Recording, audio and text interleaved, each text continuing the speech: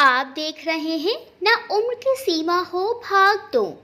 पिछले भाग में आपने पढ़ा कि वेदिका जी सत्यम जी से संगीत शिक्षा लेना आरंभ कर देती हैं और इसी दौरान उनके बीच अच्छी दोस्ती हो जाती है, जिसे समाज और यहाँ तक कि वेदिका जी के अपने बच्चे गलत समझने लगते हैं। और इसी के चलते वेदिका जी के बेटे और बहू उनको घर छोड़कर जाने पर मजबूर कर देते हैं। ऐसे कठिन समय में सत्यम जी वेदिका जी को अपने घर में पनाह देते हैं और साथ साथ शादी की इच्छा भी जाहिर करते हैं। स्नेहा और साहिल दोनों की शादी करवा देते हैं, परंतु वेदिका जी की बेटी राधा अपनी माँ को अपने साथ ले जाती है। आज वेदिका जी सत्यम जी को बाजार में मिली। अब आगे 3 दिन बाद अपने सामने सत्यम जी को देखकर वेदिका जी की आंखों से आंसू छलक उठे। उन्होंने सत्यम जी से कहा, हमारा यहाँ ऐसे खड़े रहना सही नहीं है, कोई देखेगा तो फिर से हंगामा होगा। क्यों ना हम वहाँ पार्क में चलकर आराम से बैठकर बातें करें। सत्यम जी, हाँ चलो, आराम से बैठकर बात करते हैं। दोनों पार्क में गए और एक बेंच पर बैठ गए। दोनों काफ़ी समय तक चुप बैठे रहे। दोनों के मन में काफ़ी कुछ था कहने के लिए, सुनने के लिए, लेकिन फिर भी दोनों के बीच एक चुप्पी पसरी हुई थी। समझ नहीं आ रहा था कि क्या कहें और क्या ना कहें। बहुत समय होने पर सत्यम जी ने ही चुप्पी को तोड़ते हुए शुरुआत की और कहा, तो फिर क्या कहा राधा ने। सत्यम जी की बात सुन वेदिका जी भावुक हो उठी। ये सवाल सुनकर एक बार फिर उनकी आंखें नम हो गई। फिर खुद को संभालते हुए बोली, राधा ने कहा कि माँ ये सब क्या है, इस उम्र में आपको शादी ब्याह करते हुए शर्म नहीं आई? आपने एक बार भी अपने बच्चों के बारे में नहीं सोचा कि हम क्या मुंह दिखाएंगे लोगों को? मुझे तो आपको माँ कहने में भी शर्म आती है। बोलते बोलते वेदिका जी का गला रूंध गया। गले से आवाज़ निकलना बंद हो गई। सत्यम जी ने रोती हुई वेदिका जी का चेहरा देखा और वो भी बहुत दुखी हो गए। फिर वेदिका जी ने आगे बताया कि राधा बोल रही थी कि आपको इस उम्र में प्यार करना शोभा देता है। क्या कहूँगी मैं अपने पति से कि आपकी सास ने शादी कर ली है, वो भी प्रेम विवाह, और आपने बच्चे भी गोद ले लिए। मुझे शर्म आती है ये बताते हुए कि आप मेरी माँ हो। आप जानते भी हो कि आपकी वजह से मुझे ससुराल में कितने ताने सुनने को मिलेंगे। कैसे सामना करूँगी मैं लोगों के सवालों का, लोगों के कड़वे तानों का। ये सब करने से पहले कम से कम एक बार तो अपने बच्चों के बारे में सोचा होता। सत्यम जी इतना सुनते ही गुस्से से उठ खड़े हुए और कहा, क्या बदतमीज लड़की है, उसको अपनी माँ से बात करने की भी तमीज़ नहीं है। क्या वो विदेश जाकर अपनी संस्कृति ही भूल बैठी है? अभी उसको सबक सिखाता हूँ। वेदिका जी ने उनका हाथ पकड़ लिया और नहीं जाने का इशारा किया और वो भी उठ खड़ी हो गई और बोली, राधा को मैं जानती हूँ, वो मेरी बेटी है, वो दिल की बुरी नहीं है, बस गुस्सा है मुझसे कि मैंने बिना बताए इतना बड़ा कदम जो उठा लिया है, लेकिन मैं उसको समझाने की कोशिश करूँगी। सत्यम जी वेदिका जी की तरफ देख कर बोले, क्या राधा सिर्फ तुम्हारी बेटी है? क्या मेरी वो कुछ नहीं लगती? क्या मैं उसको कोई नुकसान पहुँचाऊँगा जो तुम मुझे ऐसे रोक रही हो? आखिर वो मेरी भी तो बेटी लगती है, उस पर मेरा भी उतना ही अधिकार है वेदिका जितना कि तुम्हारा। गुस्से में इतना कहते ही सत्यम जी वहाँ से जाने लगे। वेदिका जी, नहीं, मेरा वो मतलब नहीं था सत्यम जी, सुनिए, आप मुझे गलत समझ रहे हैं। वेदिका जी के बहुत रोकने के बाद भी सत्यम जी वहाँ नहीं रुके। फिर वेदिका जी रोते हुए और उदास होकर वहाँ बैठ गई और खुद से ही बोलने लगी, सत्यम जी, आपसे राधा को कोई नुकसान नहीं है, बल्कि मुझे इस बात का डर है कि जब आप राधा से मिलेंगे तो उसका व्यवहार क्या होगा आपके प्रति। ना जाने वह गुस्से में आकर आपको क्या उल्टा सीधा बोल दे। आपसे वह सब नहीं सुना जाएगा सत्यम जी, जो मैं रोज़ सुना करती हूँ, क्योंकि मुझे तो अब लोगों की कड़वी बातें सुनने की आदत सी हो गई है। मेरा क्या है, मैं तो सह लूँगी, लेकिन मेरे सामने आपको कोई उल्टा सीधा कहे या आपकी बेइज्जती करे, आपके बारे में एक भी अपशब्द मुझे बर्दाश्त नहीं हो पाएगा। बस इसीलिए मैंने आपको रोका सत्यम जी, आप मुझे गलत मत समझिए और हो सके तो मुझे माफ़ कर दीजिए। खुद को समेट कर काफी समय बाद वेदिका जी घर पहुंची तो काजल ने ताना मारते हुए कहा, आ गई मम्मी जी, तो कैसा रहा आपका चोरी चोरी मिलना? राधा ने चौंकते हुए पूछा। मतलब? काजल, मतलब ये कि मम्मी जी अभी अभी ससुर जी, उफ गलत बोल दिया मैंने, मम्मी जी नए ससुर जी से मिलकर आ रही हैं। राधा गुस्से से वेदिका जी की तरफ आई और बोली, माँ क्या आप फिर से उनसे मिलने गई थी? शर्म करो माँ, क्या ये इस उम्र में आपको इश्क का बुखार चढ़ा हुआ है? अगर बच्चे आपको उनसे मिलने से रोक रहे हैं तो अब आप बाहर जाकर चोरी चोरी मिलने लगी। माँ मुझे आपसे ऐसी उम्मीद बिल्कुल भी नहीं थी। तभी अमर आया और बोला, दीदी माँ ऐसे नहीं रुकेगी, इनको कमरे में रखो और नीचे मत जाने दो। इन पर हमें अब कड़ी नज़र रखनी पड़ेगी, तभी ये अपनी हरकतों से बाज आएंगी। राधा, माँ एक काम करो, तुम भी मेरे साथ विदेश चलो, वहीं रहना हमारे साथ, ना रहेगा बांस और ना बजेगी बांसुरी, सारा किस्सा ही खत्म हो जाएगा। वेदिका जी को इन सब की बातें खंजर की तरह चुभ रही थी। अपने ही बच्चों के अपशब्द ना जाने वेदिका जी के दिल में कितने घाव कर गए थे, लेकिन फिर भी उन्होंने चुप्पी साधे रखी और रोते हुए अपने कमरे में चली गई। एक पल को तो ऐसा आया जब वेदिका जी खुदकुशी करने का सोचने लगी, लेकिन फिर उन्हें सत्यम जी और साहिल का चेहरा याद आया, जो उनके बिना अब जीने की सोच भी नहीं सकते थे। यह सारी चीज़ें घर पर एक और इंसान देख रहा था, वो था देव, वेदिका जी का पोता और काजल अमर का बेटा। उसे अपनी दादी को यूं रोता हुआ देख बहुत बुरा लग रहा था, लेकिन वह ठेरा 5-6 साल का बच्चा आखिर कर भी क्या सकता था। उसे समझ नहीं आ रहा था कि दादी की मदद कैसे करे। अगले दिन सुबह हुई और देव स्कूल गया। रास्ते में स्कूल की बस खराब हो गई तो ड्राइवर ने सारे बच्चों को वहीं नीचे उतारा और बस ठीक करवाने के लिए मैकेनिक को बुलाया।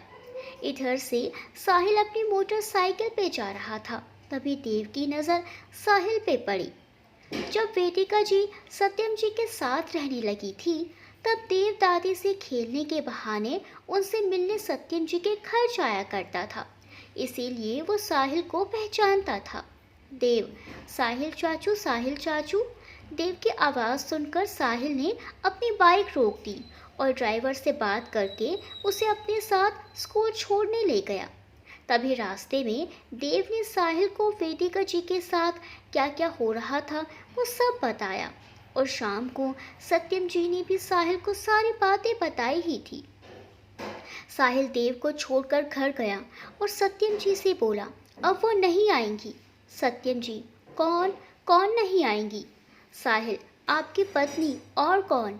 सत्यम जी और स्नेहा ये सुनकर खड़े हो गए और स्नेहा ने कहा, मम्मी के लिए कैसे बोल रहे हो साहिल, क्या हो गया है तुम्हें?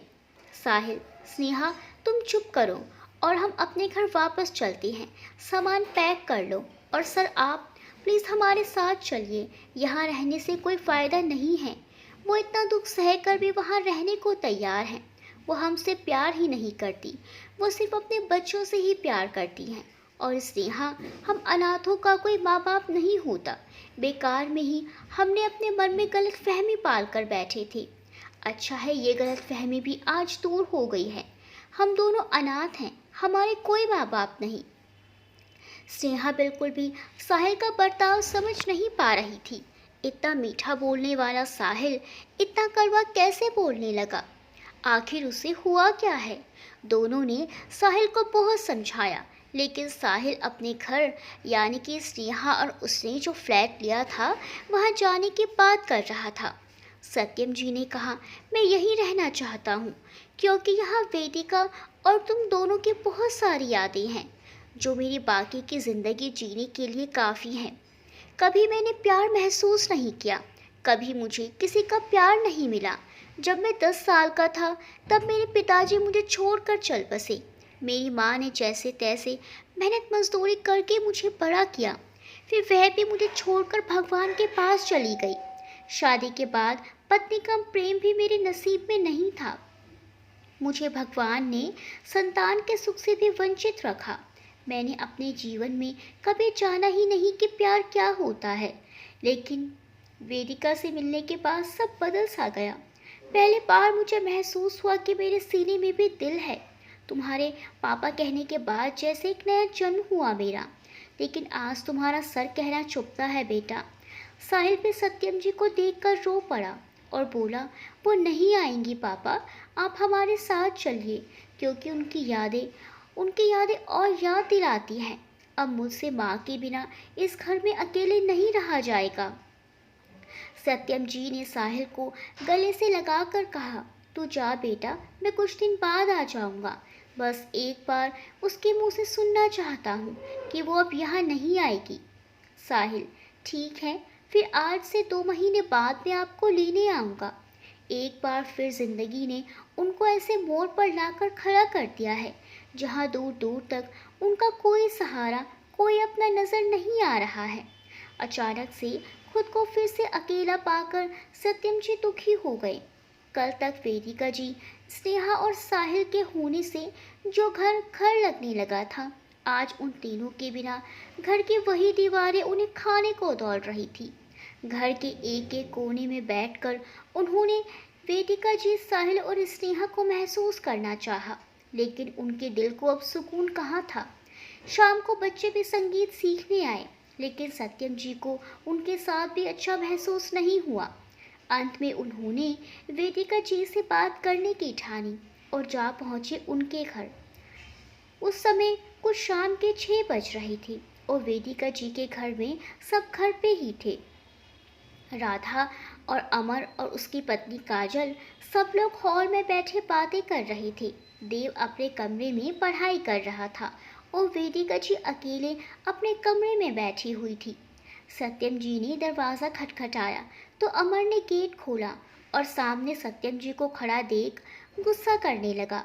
सत्यम जी बार बार बस एक ही बात बोल रहे थे कि मुझे सिर्फ एक बार वेदिका से बात करनी है, उससे मिलना है और उसको बताना है कि उसका बेटा वापस चला गया है। ये सुनकर अमर और गुस्से में आ गया और बोला, कौन बेटा? किस बेटे की बात कर रहे हैं आप? उनका बेटा मैं हूँ और मैं उनके पास हूँ। मेरे रहते हुए उन्हें ना तो आपकी ज़रूरत है और ना ही आपके उस बेटे की। राधा भी पीछे से सत्यम जी को बहुत कड़वे शब्द बोलने लगी और काजल की ज़ुबान की तो बात ही अलग थी। इतनी आवाज़ सुनकर वेदिका जी अपने कमरे से बाहर आई। तब तक अमर सत्यम जी को धक्के मारकर बाहर कर चुका था, लेकिन फिर भी सत्यम जी वहीं गेट पर खड़े एक बार वेदिका जी से मिलने की भीख मांग रहे थे। अमर दरवाज़ा बंद करने ही वाला था कि वेदिका जी ने आकर दरवाज़ा पकड़ लिया और अमर को गुस्से से देखने लगी। तभी अमर ने अपनी माँ से कहा, क्या ऐसे क्या देख रही हो आप?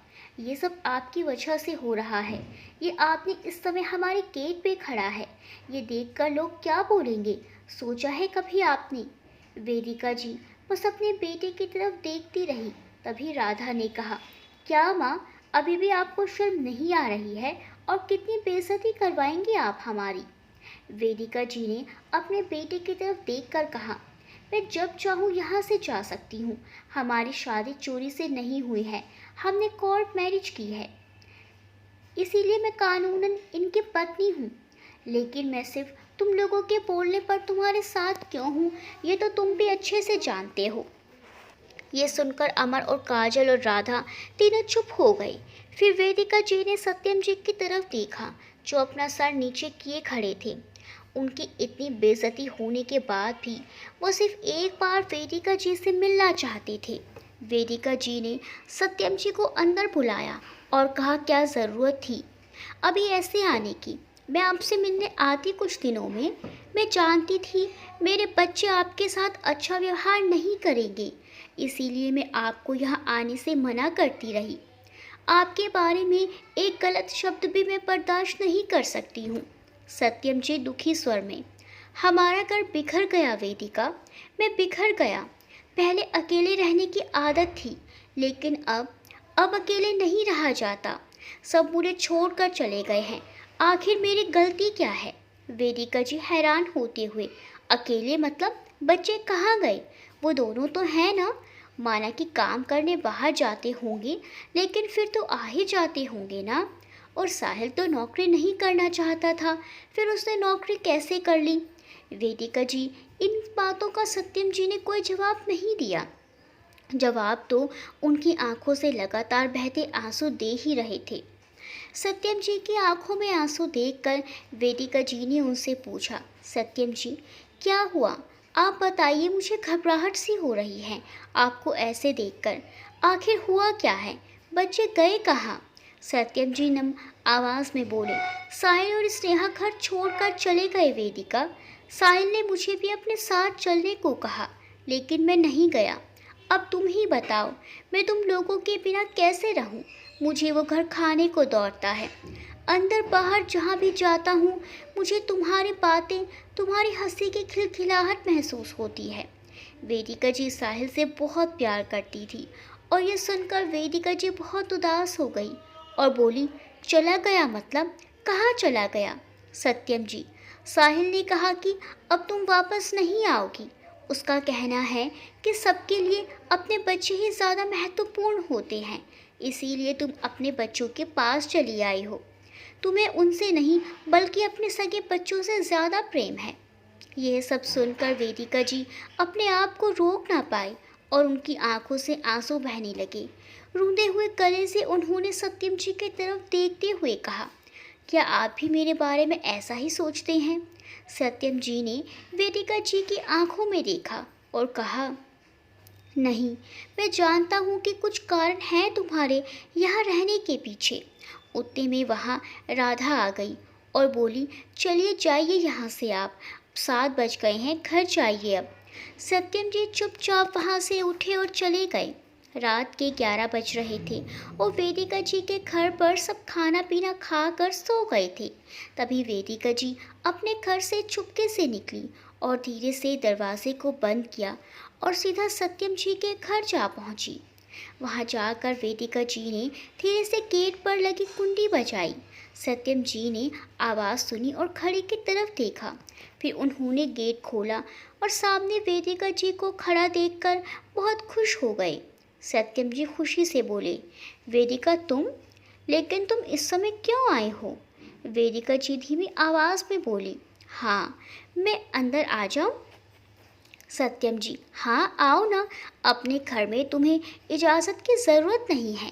वेदिका जी मुस्कुराई और फिर अंदर आ गई। सत्यम जी ने देखा कि वेदिका जी के हाथ में एक थैला है। फिर वो पूछने लगे, ये क्या है वेदिका? वेदिका जी, आपके लिए खाना लाई हूँ। मैं जानती हूँ कि अब आपको आदत नहीं है खाना बनाने की, तो आप भूखे ही सो जाएंगे। ये कहकर वेदिका जी खाना प्लेट में निकालने लगी और सत्यम जी बस बैठकर मुस्कुराते हुए वेदिका जी को देखने लगे। खाना निकालने के बाद वेदिका जी की नज़र सत्यम जी पर गई, जो उन्हें देखकर मुस्कुरा रहे थे। वेदिका जी, क्या देख रहे हैं ऐसे? सत्यम जी, अपनी पत्नी को प्यार से देख रहा हूँ, इसमें क्या गलत है? ये सुनकर वेदिका जी भी मुस्कुराई। वेदिका जी, लीजिए खाइए जल्दी से, फिर मुझे जाना भी है। सत्यम जी ने अपना मुंह खाने के लिए आगे किया और बोले, लो तुम ही खिला दो। वेदिका जी, ये क्या बच्चों जैसी बातें कर रहे हो आप? माना कि हमारी नई नई शादी हुई है, लेकिन ये सब करने वाली उम्र नहीं है हमारी। सत्यम जी, लो अब तुम भी उम्र के बारे में सोचने लगी। क्या प्यार उम्र देखकर किया जाता है? और प्यार होने के बाद मैं ये सब करने कभी नहीं बोलता। अब इसलिए बोल रहा हूँ कि अब मेरा हक है, हमारी शादी हो गई है। वेदिका जी, अच्छा ठीक है, लीजिए मैं ही खिला देती हूँ। वेदिका जी ने सत्यम जी को बड़े प्यार से खाना खिलाया और फिर दोनों खिड़की के सामने बैठकर चांद को देखने लगे। वेदिका जी का सर सत्यम जी के कंधे पे था और उनका हाथ सत्यम जी के हाथों में। वेदिका जी बहुत खुश थी। उस समय ना तो उन्हें अपने बच्चों की याद आ रही थी और ना ही लोगों के ताने याद आ रहे थे। तभी घड़ी पे वेदिका जी की नज़र गई तो रात के 2 बज गए थे। वेदिका जी हड़बड़ाते हुए खड़ी हुई और बोली 2 बज गए हैं, अब मुझे चलना चाहिए। ये कहने के बाद वेदिका जी बाहर की तरफ जाने लगी। तभी पीछे से सत्यम जी ने हाथ पकड़ कर कहा, मैं तुम्हें घर तक छोड़ देता हूँ, काफ़ी लेट हो गया है और तुम्हारा इस समय अकेले जाना ठीक नहीं है। और आगे से कभी आना हो तो इतना लेट मत आना, आने से पहले मुझे फ़ोन कर दिया करो। फिर सत्यम जी वेदिका को छोड़ने उनके घर के नीचे तक गए। वेदिका जी सत्यम जी की तरफ देखकर बोली, जाइए आप, अब मैं जा रही हूँ, अपना ख्याल रखिएगा और साहिल को कहिएगा कि वो चिंता ना करें, जल्द ही सब ठीक हो जाएगा। सत्यम जी की आंखें नम हो गई थी। तभी वेदिका जी कुछ दूर जाकर वापस आई और सत्यम जी के सीने से लग गई।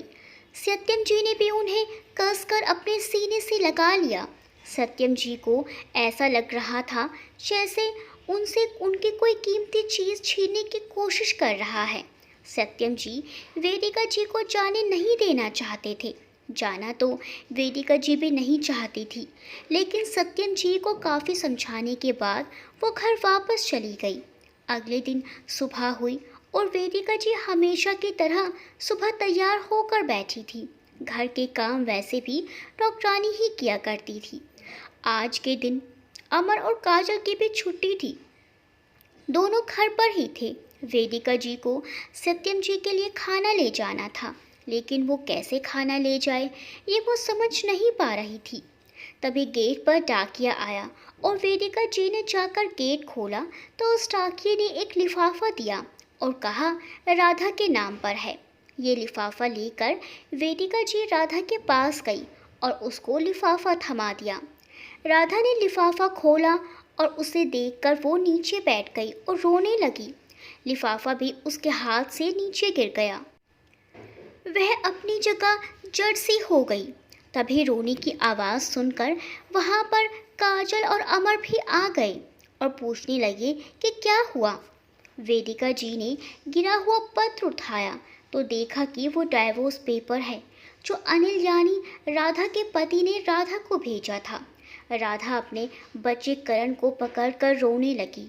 अमर और काजल भी तलाक के पेपर्स देखकर हक्के बक्के रह गए। तभी अमर गुस्से से बोला, चलो दीदी, उस पर हम केस कर देते हैं। राधा, वो बाहर दूसरे देश में है अमर, और इससे क्या फ़ायदा होगा? क्या वो मुझे प्यार करने लगेंगे? काजल, दीदी कैसी बातें कर रही हैं आप? जीजा जी आपसे कितना प्यार करते थे। राधा, उसके साथ एक और पत्र है, उसे पढ़ो, जिसमें लिखा है कि उन्हें अपने ऑफिस में एक लड़की से प्यार हो गया है और उनको उससे शादी करनी है। इतना कहते ही वह फूट फूट कर रोने लगी। वेदिका जी, लेकिन बेटा, एक बार दामाद जी से बात तो करनी पड़ेगी ना। राधा रोते हुए बोली, नहीं माँ, उनसे इतना प्यार करते थे, फिर भी ये सब। हम उनसे बात नहीं कर पाएंगे और अब तो हम उन्हें देखना भी नहीं चाहते कभी। जब उन्होंने हमें छोड़कर दूसरी शादी करने का फैसला कर ही लिया है तो अब उनसे बात करने का कोई फ़ायदा नहीं है। तभी काजल ने अमर की तरफ देखते हुए ताने मारे, लो, अब बहन और उसके बच्चे को भी पालो, घर तो जैसे धर्मशाला बन गया है। ये कहकर काजल वहाँ से चली गई और उसके पीछे अमर भी। राधा तो बस देखती ही रह गई और रोने लगी। वेदिका जी ने बहुत समय तक उसको समझाया और दिलासा दिया। ऐसे ही देखते देखते 2 दिन बीत गए थे। आते जाते राधा को काजल ताने मारती रहती थी। तभी राधा वेदिका जी के पास गई और कहा, माँ, मैं नौकरी ढूंढ रही थी तो अभी एक छोटी सी नौकरी मिली है। एक दुकान में बिल बनाने का काम मिल गया है। फ़िलहाल के लिए तो ठीक है, मैं ट्राई करती रहूँगी।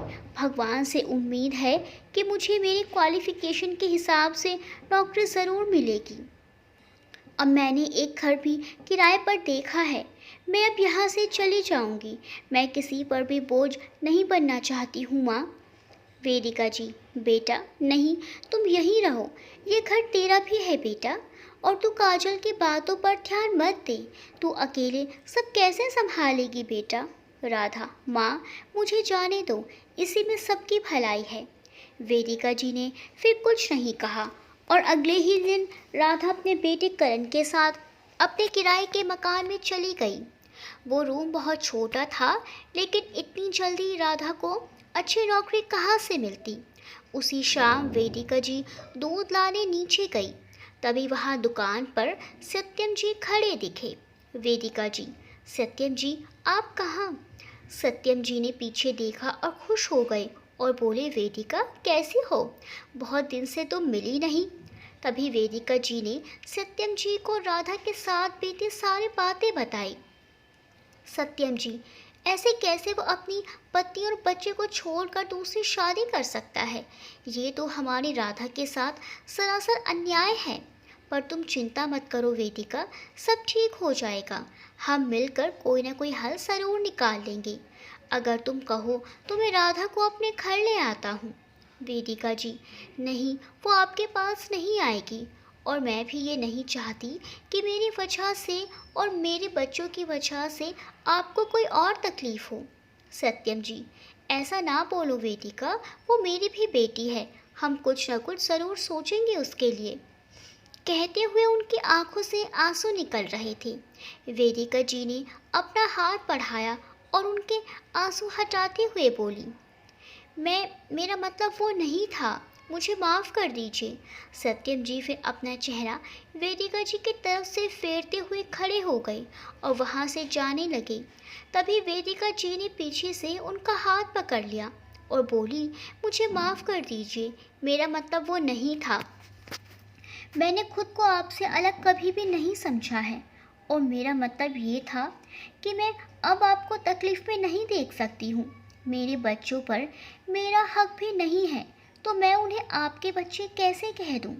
सत्यम जी ने सारी बातें सुनी और वो पलटकर नीचे बेंच पर बैठी वेदिका जी की तरफ देखने लगे। वेदिका जी भी उनकी आंखों में देख रही थी। फिर सत्यम जी ने वेदिका जी का हाथ पकड़ा और वहाँ बैठते हुए कहा, मुझे इसीलिए तुम इतनी पसंद आई थी। तुम मेरे बिना बोले मेरी सारी बातें समझ लेती हो। तुमने सच कहा कि बूढ़े माँ बाप का बच्चों पर कोई अधिकार नहीं रह जाता, पर स्नेहा और साहिल के साथ साथ राधा, अमर और काजल भी हमारे बच्चे हैं। अब तकलीफ में माँ बाप बच्चों का सहारा नहीं बनेंगे तो कौन बनेगा? और मुझे तुम्हें एक खुशखबरी भी सुनानी है। वेदिका जी, कैसी खुशखबरी? सत्यम जी, यही कि हमारा साहिल पिता बनने वाला है और उसने नौकरी भी ढूंढ ली है, क्योंकि डॉक्टर ने अभी स्नेहा को काम करने से मना कर दिया है। वेदिका जी ये सुनकर बहुत खुश हो गई और तुरंत ही साहिल और स्नेहा से मिलने की चाहत जाहिर की। सत्यम जी, लेकिन तुम अभी कैसे जाओगी? वेदिका जी, चलिए मुझे साहिल के पास लेकर चलिए। मैं अपने साहिल की खुशी में शामिल होना चाहती हूँ। मुझे किसी की चिंता नहीं है, बस चलिए आप मुझे लेकर। सत्यम जी, अच्छा बाबा चलो। सत्यम जी खड़े हुए और वेदिका जी की तरफ अपना हाथ बढ़ाते हुए बोले, चलिए बेगम साहिबा। वेदिका जी ने मुस्कुराया, लेकिन सत्यम जी का हाथ बिना थामे ही वहाँ खड़े हो गई और आगे बढ़ते हुए बोली, चलिए, लेकिन हम थोड़ा दूर दूर चलते हैं। अगर अमर ने देखा तो बोल देंगे कि इत्तेफाक से हम मिल गए थे। ये सुनकर सत्यम जी के चेहरे की मुस्कान गायब हो गई, पर उन्होंने अपना हाथ पीछे कर लिया। कुछ दूर वेदिका जी और सत्यम जी अलग अलग चले। फिर वो रिक्शा में बैठे और साहिल और स्नेहा के घर पहुंच गए। सत्यम जी ने दरवाजे की घंटी बजाई और अंदर से साहिल ने दरवाज़ा खोला और सत्यम जी को देखकर खुशी से उनके गले लग गया और ज़ोर से चिल्लाते हुए बोला, स्नेहा देखो पापा आ गए। तभी उसे पीछे खड़ी वेदिका जी दिखी और फिर वो सत्यम जी से दूर होकर खड़ा हो गया। तब तक वहाँ स्नेहा आई और बोली, पापा मम्मी आप दोनों, मम्मी आप हमारे साथ रहने आई हैं? साहिल अंदर की तरफ जाते हुए बोला, ज़्यादा गलतफहमी मत पालो, उनके अपने बच्चे हैं उनके पास, उनको छोड़कर ये क्यों आएंगी हम अनाथ बच्चों के पास रहने? स्नेहा ने साहिल की बातों को टालते हुए कहा, ये तो कुछ भी बोल देते हैं, आप दोनों आइए ना। वेदिका जी ने धीरे धीरे अपने कदम अंदर की तरफ बढ़ाते हुए साहिल के पास उसके पीछे खड़ी हुई और बोली, साहिल बेटा, मैं तुम्हें बहुत प्यार करती हूँ, मैं तुम्हें बहुत याद करती थी और तभी साहिल वेदिका जी की तरफ देख कर बोला, बस अगर आप मुझसे प्यार करती हैं तो यही रह जाइए। प्रमाण दीजिए कि आप मुझसे और पापा और स्नेहा से प्यार करती हैं। और अगर आप नहीं कर सकती तो यहाँ से चली जाइए। फिर वेदिका जी ने कहा, बेटा वो राधा को अभी मेरी ज़रूरत है। साहिल ये सुनकर और नाराज़गी से बोला, बस एक अनाथ का मजाक मत उड़ाइए। ऐसे मैं जानता हूँ कि आपके बच्चों को आपकी ज़रूरत है और मैं वैसे भी आपका कोई नहीं लगता। और जिस आदमी के साथ आप आई हैं, कम से कम उनके साथ रहने की हिम्मत तो कीजिए। वो हर चीज़ करने के लिए तैयार है आपके लिए। बस आप उनके लिए अपनी खुद की मदद कर लीजिए। ये सारी बातें सुनकर वेदिका जी की आंखों से आंसू रुकने का नाम ही नहीं ले रहे थे। सत्यम जी वेदिका जी को संभाल रहे थे और साहिल को समझाने की भी कोशिश कर रहे थे, लेकिन साहिल किसी की भी नहीं सुन रहा था और सारी बातें बोलकर वो अपने कमरे में चला गया। फिर वेदिका जी मायूस होकर स्नेहा के सर पर हाथ रखकर बोली, मेरे बेटे को खुश रखना बेटा, वो बच्चा है अभी। इतना बोलकर वेदिका जी रोती हुई वहाँ से निकल गई। उनके पीछे सत्यम जी भी बाहर गए। वेदिका जी वहाँ से अपने घर गई और उनके पीछे सत्यम जी भी उनके घर पहुँच गए। घर जाने के बाद वेदिका जी सीधा अपने कमरे में चली गई और जाते ही अपने कमरे का दरवाज़ा अंदर से बंद कर लिया। सत्यम जी वहाँ जाकर वेदिका जी के दरवाजे के बाहर खड़े होकर दरवाज़ा खुलवाने की कोशिश करने लगे। तभी अमर अपने कमरे से बाहर आया और सत्यम जी को वहाँ देखकर गुस्सा हो गया और काजल भी अमर को ताने मारकर उकसाने लगी। काजल, तो आ गए तुम्हारी माँ के पूरे आशिक, और तुम्हारी माँ भी कम नहीं है, ज़रूर ये रोज़ मिलती होंगी। अमर ये सब सुनकर अपनी माँ और सत्यम जी पर गुस्सा हो चुका था और गुस्से में सत्यम जी के पास गया और बदतमीज़ी से बात करने लगा। तभी सत्यम जी ने उसको बस इतना कहा कि बदतमीज़ी से बात मत करो, तो अमर और बदतमीज़ी करने लगा। अमर और सत्यम जी के बीच बात बहुत ज़्यादा बिगड़ गई। तभी वेदिका जी ने दरवाज़ा खोला। अमर और सत्यम जी ने देखा कि वेदिका जी के हाथ में एक बैग है। अमर, माँ कहाँ जा रही हैं आप? सत्यम जी वेदिका जी को देखकर बहुत खुश हो गए और वो समझ गए कि वेदिका जी अब उनके साथ जाने के लिए तैयार हो गई हैं। वेदिका जी ने अमर से कहा, मैं अपने पति के साथ अपने घर में रहने जा रही हूँ। ये सुनकर अमर को बहुत गुस्सा आया और उसने ज़ोर से चिल्लाते हुए अपनी माँ पर हाथ उठा दिया। तभी अचानक से वहाँ आए साहिल ने उसका हाथ रोका और उसे मारने लगा। दोनों के बीच मारपीट होने लगी। वेदिका जी ने देखा कि वहाँ साहिल के साथ स्नेहा और राधा भी आई हुई है। वेदिका जी स्नेहा के पास गई और बोली, तुम दोनों यहाँ? स्नेहा, हाँ माँ, मैंने साहिल को हमेशा आपके लिए तड़पते देखा है। वो बस चाहते थे कि आप अपनी खुशी के लिए आवाज़ उठाएं। हम तो आपके पीछे ही वहाँ से निकले थे, लेकिन राधा दीदी को लाने में थोड़ा समय लग गया। माँ प्लीज़ साहिल को रोक लीजिए। तभी काजल भी वेदिका जी के पैरों में आकर गिर गई और रोने लगी और रोते हुए बोली, माँ रोक लीजिए दोनों को, अगर कुछ हो गया इनको तो मैं कैसे रहूँगी और देव कैसे रहेगा माँ? तभी वेदिका जी काजल को ऊपर उठाकर बोली, किसी को कुछ नहीं होगा, तुम चिंता मत करो। उसके बाद वेदिका जी साहिल और अमर के बीच में जाकर खड़ी हो गई और बोली, तुम दोनों को अपने बच्चे की कसम, रुक जाओ। दोनों ने अपने अपने हाथ रोक दिए। तभी राधा बोली, क्यों लड़ रहे हो अमर, और किस समाज और दुनिया के बारे में सोचते हो तुम? तुम्हारी खुशी और दुख से इन्हें कोई लेना देना नहीं है। बस कुछ दिन बात करेंगे लोग और फिर भूल जाएंगे, लेकिन ये सोचो कि उन दो बातों के ऊपर माँ की खुशियाँ हैं जो हमारे लिए अकेली रही। अगर वो चाहती तो दूसरी शादी कर लेती तभी, और शायद उस समय उनका पति हमें नहीं अपनाता तो वो अपनी खुशी छोड़कर हमें लेकर रही, और हम उनको इतनी थोड़ी सी उनके हक की खुशी भी नहीं दे पा रहे हैं। तुम ही देखो कि अभी तुम्हें कुछ हुआ भी नहीं और काजल तुम्हें खोने से डर रही है। अकेले रहने से उसे डर लगता है, तो सोचो माँ कितने सालों से अकेली है, लेकिन आज जब उन्हें कोई मिला है तो हम उनकी खुशी छीन रहे हैं। ये गलत है अमर, ये सुनकर अमर भी समझ गया और अपनी माँ के पैरों पर गिरकर माफ़ी मांगने लगा। वेदिका जी ने अमर को बड़े प्यार से माफ़ कर दिया। फिर वो साहिल की तरफ देखने लगी, जो अपनी आंखें और सर दोनों नीचे करके खड़ा हुआ था। वेदिका जी उसके पास गई और बोली, क्या? साहिल मासूम सी शक्ल बनाकर बोला, क्या? वेदिका जी प्यार से मुस्कुराकर भावुक होकर उसको गले लगाते हुए बोली, ये सब तूने किया ना मेरे लिए? साहिल भी वेदिका जी को गले लगाते हुए बोला, नहीं, पड़ोस वाली आंटी के लिए। सब ये सुनकर हंसने लगे और वेदिका जी प्यार से साहिल के पीठ पर मारते हुए बोली, बदमाश कहीं का। फिर वेदिका जी की नज़र राधा पर गई और वेदिका जी उदास होकर उसके पास गई और बोली, राधा, मैं और तुम्हारे पापा तुम्हारा ख्याल रखेंगे, तुम उन्हें। तभी राधा मुस्कुराई और वेदिका जी का हाथ पकड़कर सत्यम जी की तरफ देखते हुए बोली, हाँ, मैं जानती हूँ कि आप और पापा और मेरे दोनों छोटे भाई मेरे साथ हैं। तभी साहिल मुस्कुराया और राधा के कंधे पर हाथ रखकर बोला, सिर्फ यही लोग नहीं, बल्कि आपको जान से ज़्यादा प्यार करने वाले पति भी आपके साथ हैं। सब लोग साहिल की बात सुनकर चौंक गए और साहिल की तरफ देखने लगे। तभी साहिल बोला, सब ऐसे क्यों देख रहे हो मुझे? मैं अपनी माँ के लिए कुछ भी कर सकता हूँ। विपिन भैया और मैं इंजीनियरिंग कॉलेज में साथ में पढ़ते थे।